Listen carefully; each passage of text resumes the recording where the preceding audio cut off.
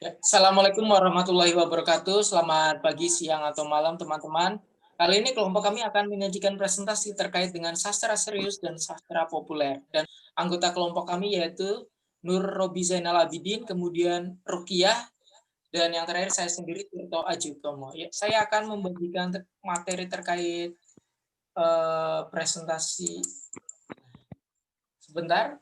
Ya, kita langsung ke pendahuluan ya. Karya sastra menjadi salah satu tempat untuk mencari hiburan. Dalam karya sastra menyajikan berbagai cerita yang dapat dipelajari oleh manusia. Cerita-cerita yang disajikan dalam sebuah karya sastra dapat memberikan berbagai pandangan kepada manusia untuk bagaimana sih memandang sebuah kehidupan seperti itu. Dan kenyataan yang disajikan dalam sebuah karya sastra itu dapat berbentuk faktor-faktor sosial atau gejala-gejala sosial. Hal ini senada dengan apa yang dikatakan oleh Damono bahwasanya pendekatan terhadap sastra yang sesuai dengan segi-segi dalam masyarakat itu disebut sosiologi sastra seperti itu.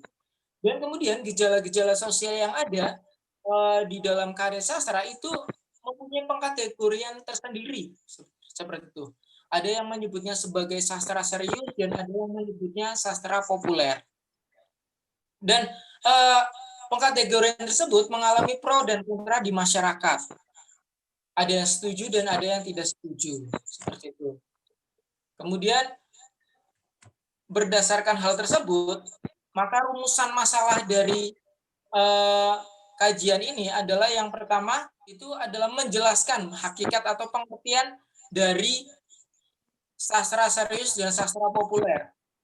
Kemudian yang kedua adalah menjelaskan perbedaan antara sastra serius dan sastra populer.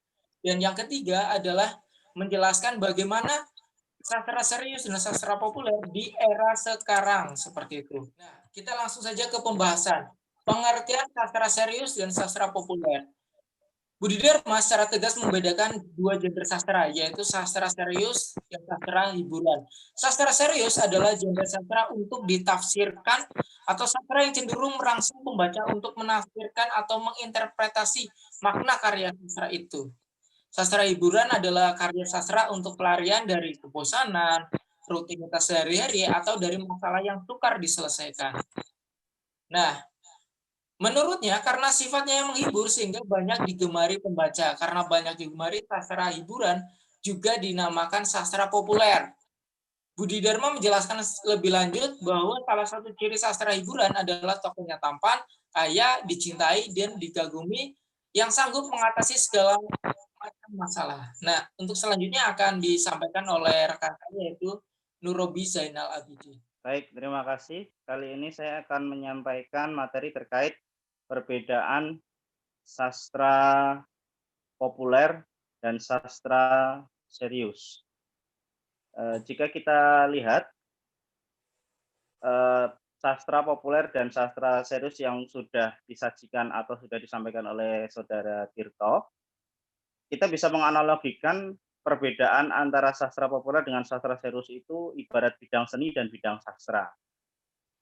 Dalam tingkatannya, bidang sastra cenderung lebih bawah jika dibandingkan dengan kedudukan bidang seni. Karena pada dasarnya, sastra merupakan subbab dari seni. Begitu pula dalam sastra populer dan sastra serius, dilihat dari status kedudukannya, peran sastra populer merupakan tingkat dasar, sedangkan untuk sastra serius, status kedudukannya lebih tinggi. Selanjutnya, akan saya jelaskan terkait dengan dilihat dari konteks pemakaian gaya bahasanya. Sastra populer lebih mudah dipahami oleh pembaca, sebab gaya bahasa yang digunakan tidak seberat gaya bahasa yang dipakai dalam sastra serius. Pendapat lain dari Karai yang menyatakan bahwa ragam bahasa yang digunakan dalam sastra populer tidak sesuai dengan aturan, artinya tidak terikat aturan. Sedangkan sastra serius lebih menggunakan bahasa dengan tingkat pemahaman yang lebih tinggi. Selanjutnya jika dilihat dari eksistensinya, sastra populer tepat ketinggalan zaman sebab ia bersifat artifisial atau bersifat sementara. Sedangkan untuk sastra serius biasanya cenderung melakukan penggalian atau eksplorasi dalam berbagai unsur-unsur karya sastra tersebut. Bisa temanya, bisa plotnya, bisa tokoh, konflik, gaya bahasa, dan lain-lain.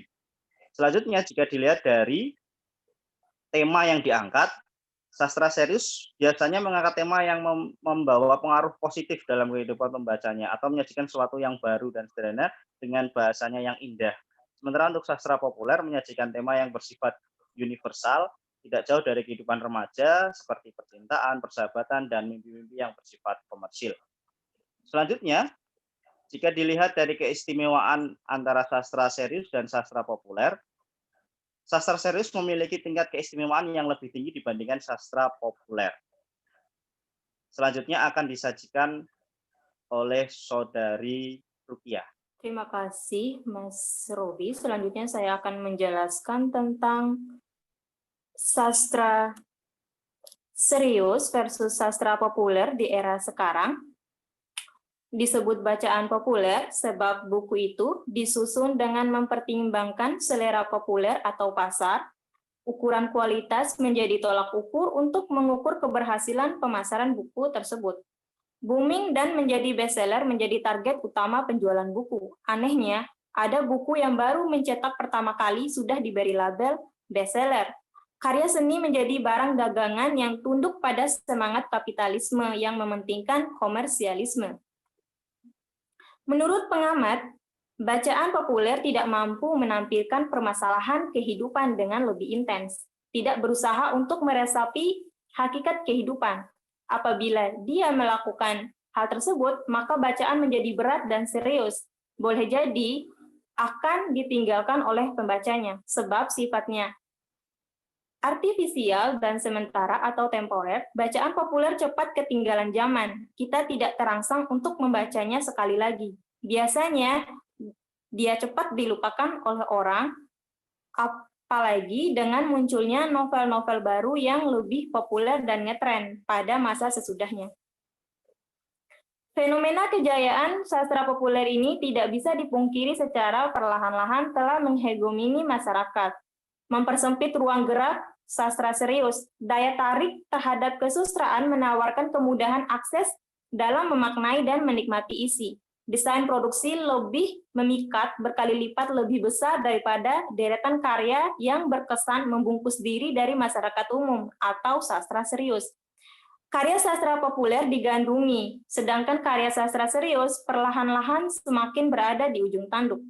Tidak banyak pembaca yang lebih masuk dan menikmati karya sastra serius. Penyebaran karya sastra ini pun tidak meluas. Karya sastra populer dengan sangat jelas dapat dilihat dari antusiasme pembacanya.